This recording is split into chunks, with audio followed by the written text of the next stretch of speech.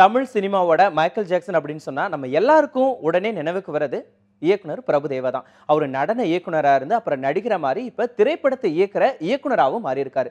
தமிழ் மட்டும் இல்லாம இப்ப பாலிவுட்லயும் போய் கலக்கிட்டே இருக்காரு. அவரோட நம்மளுடைய செய்தியாளர் ஷைலஜா நடத்திய கலந்துரையாடலை இப்ப நம்ம பார்க்கலாம்.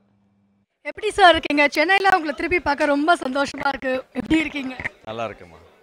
ஸோ இன்னைக்கு இன்னொரு சந்தோஷமான நாள். உங்களை எல்லாரும் டான்ஸரா தெரியும், நடிகரா தெரியும், சூப்பர் டிரெக்டரா தெரியும். டென்னிஸ்ல உங்களுடைய அசோசியேஷன் எல்லாருடைய புருவத்தையும் உயர்த்தினது இன்னைக்கு. எப்படி இந்த டிசிஷன்? எனக்கே ஆச்சரியமாக தான் இருக்குது இதுக்கு. பட் நானும் சார்கிட்ட சொல்லிட்டு இருப்பேன்.